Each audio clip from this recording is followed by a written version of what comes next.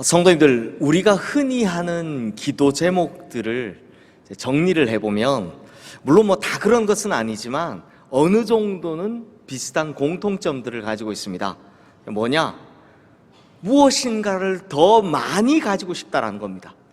혹은 무엇인가를 더 많이 누리고 싶다라는 겁니다. 왜냐하면 우리는 참 많은 것을 가지고, 그래서 더 많은 것을 누리는 인생이 당연히 좋을 것이다 라고 생각하기 때문이죠. 저도요, 이것이 무조건 잘못된 생각이다 라고 생각하지는 않습니다만, 자칫하면 크게 잘못될 위험성을 내포하고 있다라고는 생각합니다. 바로 그 위험성을 오늘 삼손이 너무나 잘 보여주고 있기 때문입니다. 성도님들, 삼손은 사사들 중에 어느 누구도 경험하지 못했던 거죠. 태어나기도 전부터 나실인으로 하나님께 선택을 받아 태어나기 전부터 이스라엘을 구원할 사사로 하나님으로부터 세움받은 사람입니다. 성경에 이런 사람 드물거든요. 정말 대단한 거죠. 그럼에도 왜 일이 엉망이 되었을까? 답은 아주 간단합니다. 삼손은요, 너무 강했기 때문입니다. 삼손은 너무나도 출중했기 때문입니다. 실제로 자신의 힘만으로 모든 것을 다 할 수 있고, 자신의 힘만으로도 모든 것을 다 가질 수 있었기 때문에 하나님이 별로 필요가 없었던 겁니다. 별로 하나님 찾을 일이 없는 거예요. 자기 혼자서 모든 것을 다 해낼 수 있는 힘이 있는데 뭐하러 하나님을 찾겠습니까? 뭐 부족함이 좀 있어야 하나님을 찾을 테니까요. 그러므로 성도님들, 오늘 우리가 살펴보게 될 삼손의 가장 치명적인 문제, 그것은 바로 하나님과의 관계에서 진지함이 없었다라는 겁니다. 별로 하나님 생각 안 하고 살았다라는 겁니다. 성도님들, 사사기 16장을 보면요, 표면적으로는 막 기생에 또 들릴라라는 여인의 결국 삼손을 파멸시킨 것은 정욕의 문제다, 혹은 여러 여자들과의 난잡한 문제다, 이렇게 보여집니다. 그런데요, 우리는 여기서 한 걸음 더 나아가 봐야 합니다. 사사기 16장에서 보여주는 진짜 삼손을 파멸시킨 문제는 바로 하나님에 대한 진지함이 결여된 문제, 하나님과의 진지한 관계가 단절된 문제라는 겁니다. 자세히 한번 살펴보겠습니다. 삼손이 들릴라라는 블레셋 여인과 이 깊은 관계가 되니까 블레셋의 방백들이 그녀를 찾아와서 이런 요청을 합니다. 삼손을 좀 꿰어봐라. 삼손을 좀 꿰어서 어디서 그렇게 큰 힘이 생기는지, 그리고 어떻게 하면 그를 굴복시킬 수 있는지 방법 좀 알아내주라.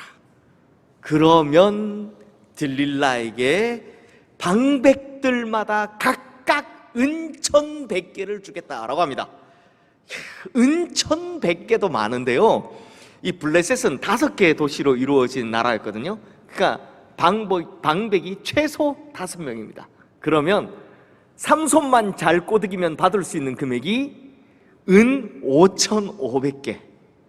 실로 어마어마한 돈입니다. 그러니 이 돈에 홀딱 넘어간 들릴라가 그때부터 삼손을 꿰기 시작합니다. 당신의 큰 힘이 무엇으로 말미암아 생기며 어떻게 하면 능히 당신을 결박할 수 있는지, 굴복시킬 수 있는지 나한테 말 좀 해주라. 즉, 삼손의 힘의 근원이 어디서 나오는지에 대해서 계속 물어보는 겁니다.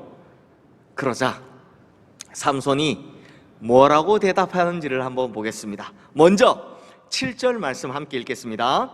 삼손이 그에게 이르되 만일 마르지 아니한 새 활줄 7으로 나를 결박하면 내가 약해져서 다른 사람과 같으리라. 마르지 아니한 새 활줄 7으로 자기를 묶으면 된다. 제가 이 마르지 아니한 새 활줄 7이 뭔가 해서 세번역 성경을 찾아봤더니 마르지 않은 푸른 칡 7맺기라고 합니다. 쉽게 말하면 금방 캐온 이 칡 넝쿨 7가닥으로 삼손 묶어놓으면 삼손의 힘 빠진다라는 겁니다. 이건 거짓말이죠.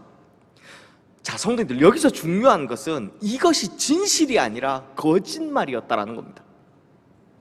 그런데 이 여인이 진짜로 자기를 자고 있는데 칡넝쿨 7줄로 묶어놓고 블레셋 사람들을 불러옵니다.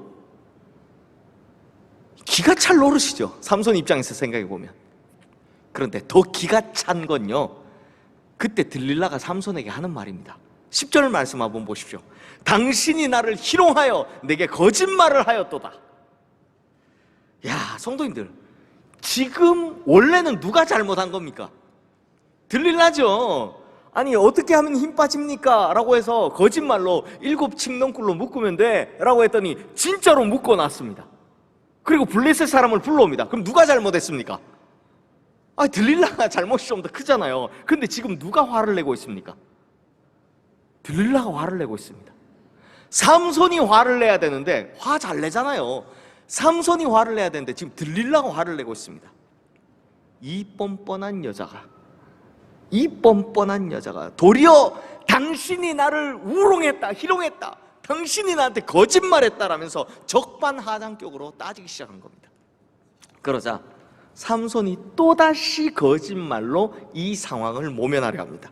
11절 말씀에 보면 만일 쓰지 아니한 세밧줄들로 나를 결박하면 내가 약해져서 다른 사람과 같으리라 라고 이번엔 세밧줄로 묶어라 라고 거짓말을 합니다. 그리고 또 똑같은 일을 당하는 겁니다.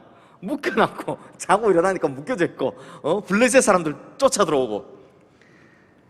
이쯤 되면 삼손도 정신 좀 차려야 되는 거 아닙니까?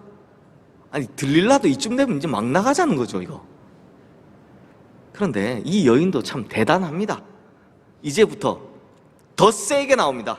13절 말씀 우리 함께 읽어보겠습니다. 들릴라가 삼손에게 이르되 당신이 이때까지 나를 희롱하여 내게 거짓말을 하였도다. 내가 무엇으로 당신을 결박할 수 있을는지 내게 말하라 하니 삼손이 그에게 이르되 그대가 만일 나의 머리털 7가닥을 배틀의 날실에 섞어 짜면 되리라 하는지라. 들릴라가 무엇을 가지고 계속 삼손에게 문제를 삼고 있습니까? 바로 삼손의 거짓말입니다. 그러니 이 거짓말이 문제가 되는 겁니다. 그러니 처음부터 당신의 힘이 어디서 나와? 내가 어떻게 하면 당신을 결박하고 굴복시킬 수 있어? 라고 물어볼 때 아니, 그런 건 왜 물어봐?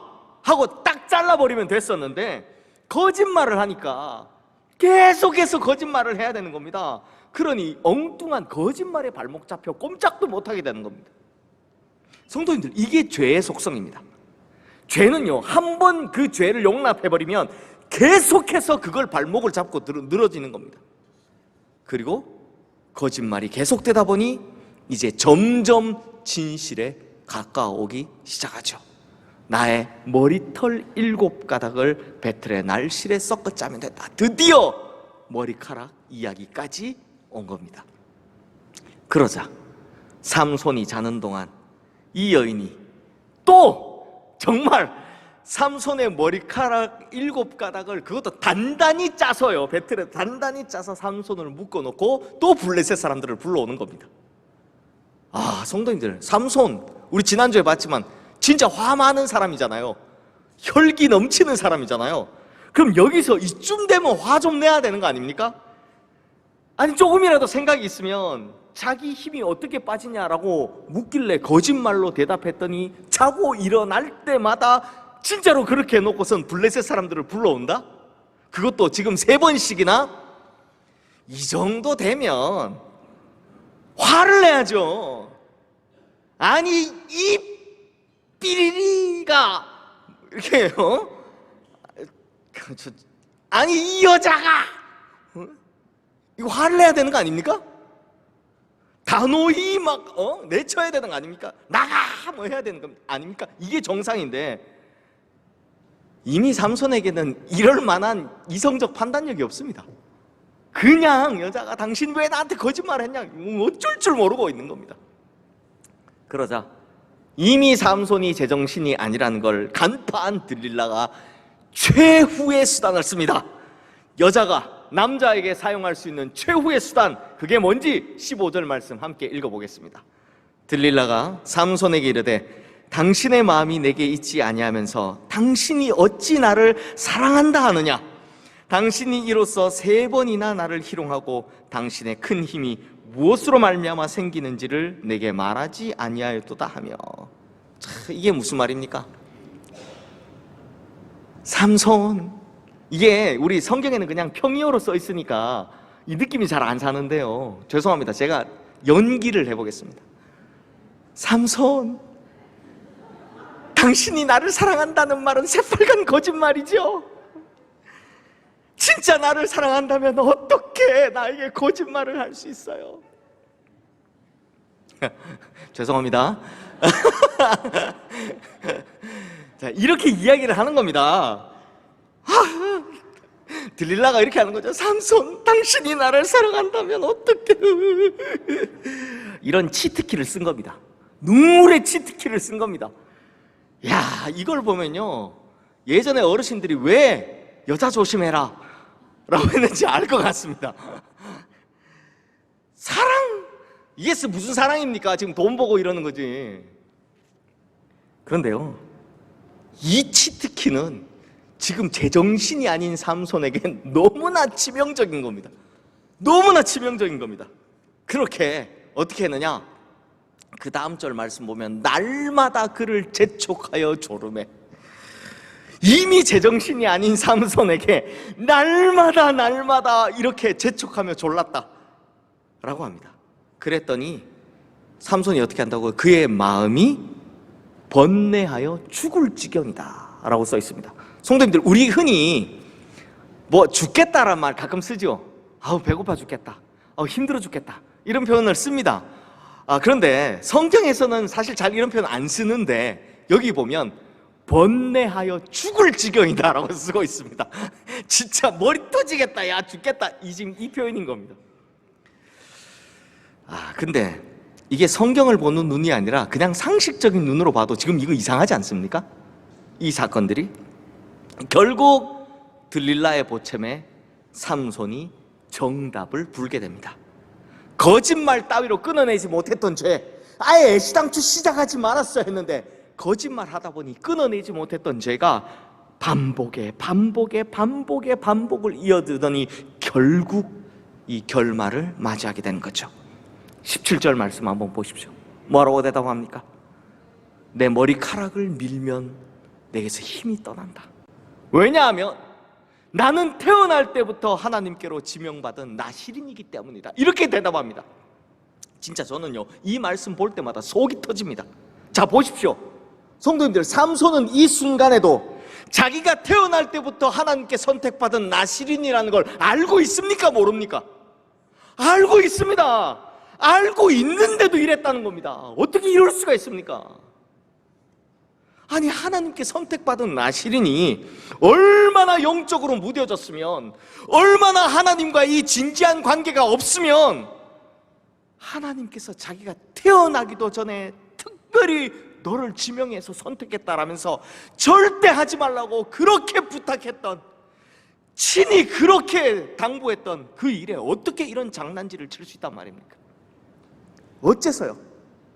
하나님에 대해서, 하나님의 약속에 대해서 단 한 번도 삼손은 진지하게 생각해 본 적이 없기 때문입니다. 그러니 장난해서 안 될 것 가지고 장난질을 하고 있고, 시험에선 안 될 것 가지고 이런 짓을 하고 있는 겁니다. 성도님들, 삼손의 머리카락은 그냥 단순히 힘을 세게 만들어주는 비법이 아닙니다.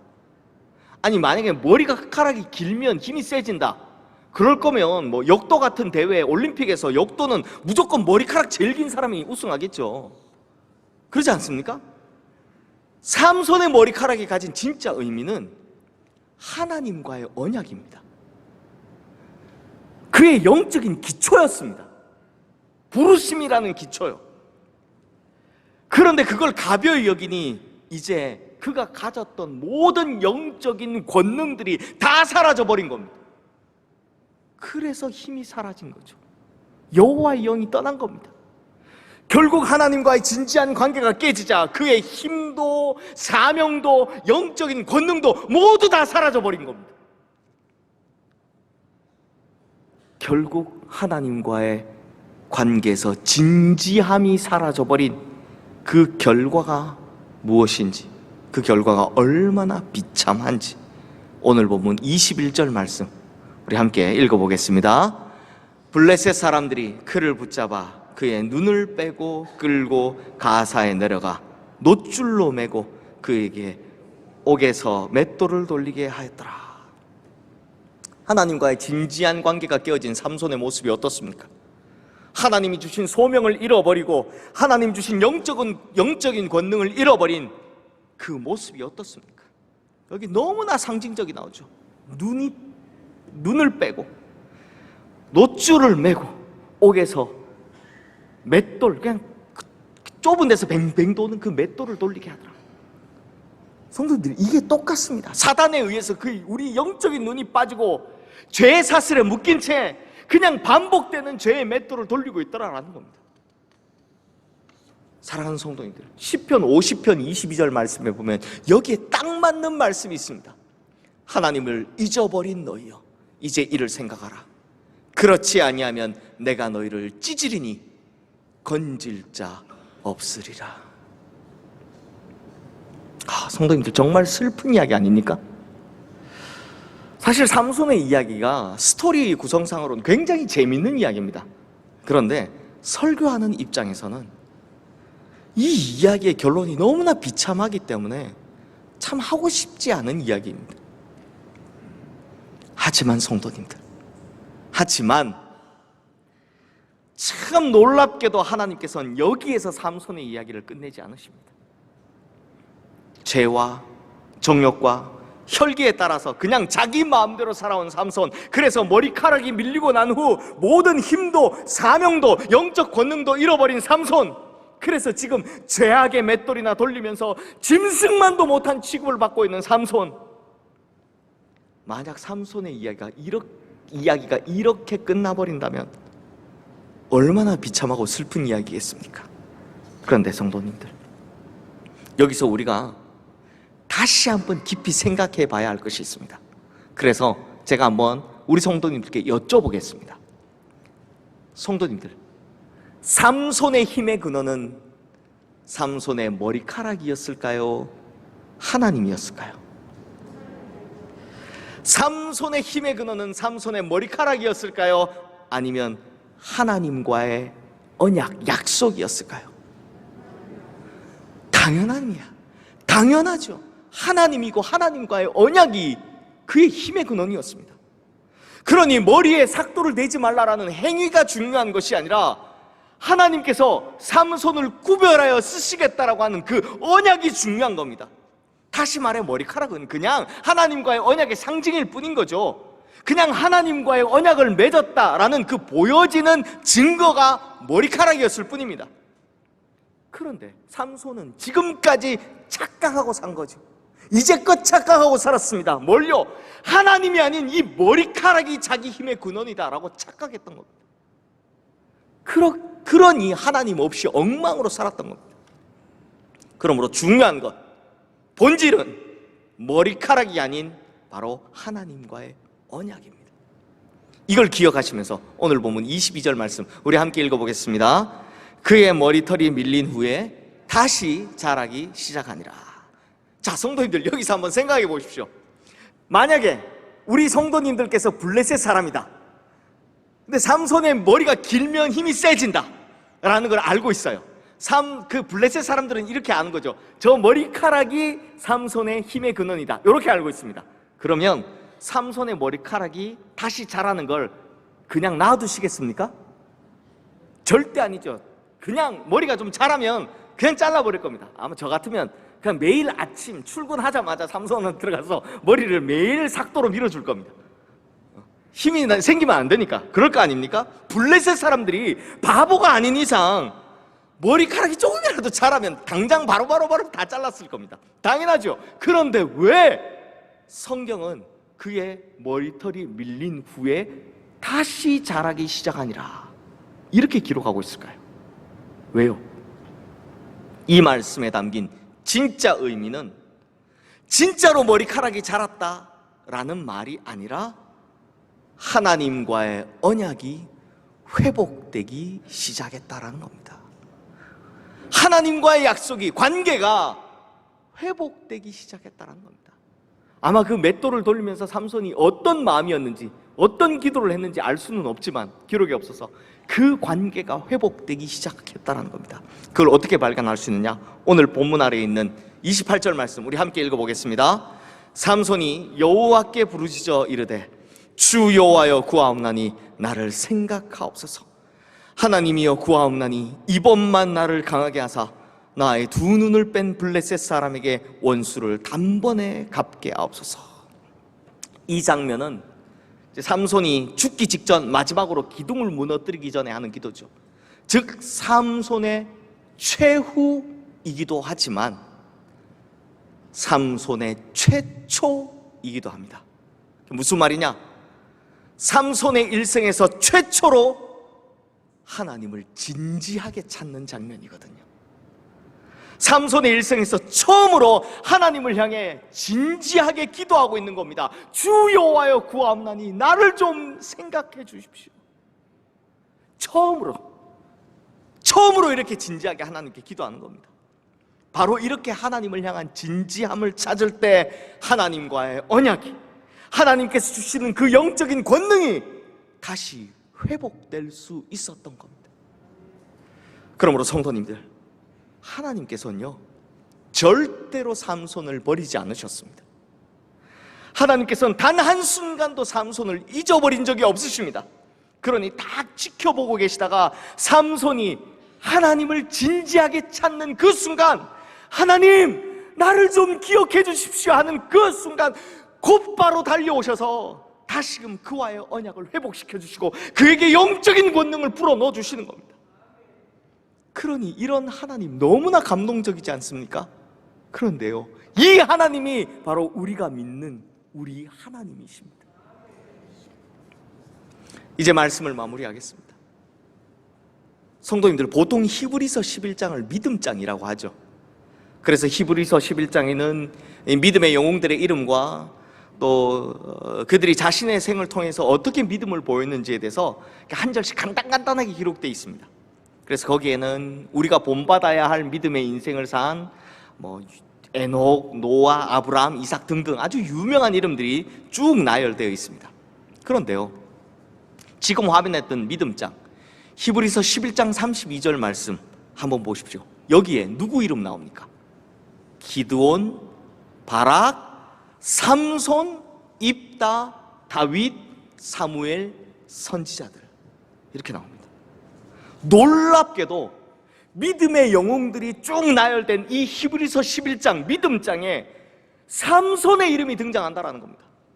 그것도 삼손의 이름을 그 유명한 기드온, 다윗, 사무엘, 여러 선지자들 이들과 같은 반열에 두고 있다는 겁니다. 아니 어떻게 이럴 수가 있을까요? 우리가 지금까지 봤듯이 이렇게 엉망인 삼손 같은 사람인데 어떻게 이 삼손 같은 사람을 그 위대한 다윗이나 사무엘 선지자들과 같은 선상에 둘 수 있단 말입니까? 어떻게? 그런데 성도님들, 이것이 바로 복음입니다. 이것이 복음입니다. 왜냐? 복음은 끊임없이 기회를 주시는 하나님의 마음이기 때문입니다. 복음은 우리를 절대 포기하지 않으시는 하나님의 의지이기 때문입니다. 그래서 복음은 지나간 것을 묻지 않고 다시 추스릴 힘을 주시는 것입니다. 그래서 복음은 이전에 지은 죄를 씻어주시고 과거는 묻지 않고 새로 시작할 수 있도록 세워주시는 것입니다. 그래서 복음은 내어 버려져 찢긴 상처들을 싸매주시고 다시금 언약의 사람, 하나님의 사람이 될 수 있도록 기회를 주시는 겁니다. 이게 복음입니다. 사랑하는 성도님들, 우리 모두 다 약점이 있습니다. 하나님께 쓰임받기에는 부족한 면 있습니다. 어찌 보면 삼손보다 우리가 더 못합니다. 하지만 하나님께서는 지금의 부족함을 가지고 절대 질책하지 않으십니다. 왜냐하면 하나님께서 쓰시는 사람은 그 부족함을, 그 약점을 극복해 나간 사람들이기 때문입니다. 하나님께서 쓰시는 사람은 복음을 제대로 경험한 사람, 이런 복음의 회복을 경험한 사람, 이 사람을 하나님께서 쓰시기 때문입니다. 그러므로 성도님들, 파괴되었던 하나님과의 깊은 관계, 잊고 살았던, 단절되었던 하나님과의 진지한 관계를 다시 회복해야만 하는 겁니다. 그와 동시에 반복하며 살아가던 그 돌려가던 죄의 맷돌을 그만 돌려야 하는 겁니다. 또한 정욕, 혈기, 하나님께서 주신 소명을 가벼이 여긴 것, 이 모든 것들을 이제 다 끊어내야 하는 겁니다. 그리하면 우리도 하나님과의 언약이 회복될 수 있는 겁니다. 그리하면 우리도 잘려졌던 머리카락이 다시 자라나 영적인 권능을 다시 회복할 수 있는 겁니다. 바로 이것이 복음의 능력이기 때문입니다. 그러므로 우리 성도님들, 오늘 우리 성도님들을 향한 하나님과의 언약이 완전히 회복되시기를 주님의 이름으로 축원합니다. 오늘 우리 성도님들의 영적인 권능이 완전히 회복되기를 주님의 이름으로 축원합니다. 그래서 우리 성도님들의 머리카락이 삼손처럼 다시 자라나는 오늘이 되기를 주님의 이름으로 축원합니다. 기도하겠습니다. 하나님 아버지, 우리가 삼손을 보며 안타까워했지만 사실 우리 역시 삼손만큼이나 하나님과의 진지한 관계를 이루지 못하고 살아왔습니다. 시시때때로 하나님 계심을 잊어버리며 살았고, 또 심지어 때로는 하나님과의 관계가 완전히 파괴된, 단절된 적도 있었습니다. 하지만 하나님께로 돌아간 순간 삼손의 머리카락이 다시 자라게 하셨듯이, 또 삼손이 하나님께 돌아갔을 때 그와의 언약을 회복하시고 그에게 영적인 권능을 회복해 하셨듯이, 오늘 하나님께로 돌아가는 우리에게도 동일한 회복의 은혜, 복음의 능력을 허락하여 주시옵소서. 복음은 절대로 나를 포기하지 않으시는 하나님의 마음임을 깨달았사오니 이 시간 다시금 하나님의 사람으로 회복해 하시는 복음의 능력이 우리에게 임하게 하여 주시옵소서. 십자가에서 절대로 나를 포기하지 않으시는 하나님의 마음을 고스란히 우리에게 보여주신 우리 주 예수 그리스도의 이름으로 기도드리옵나이다. 아멘.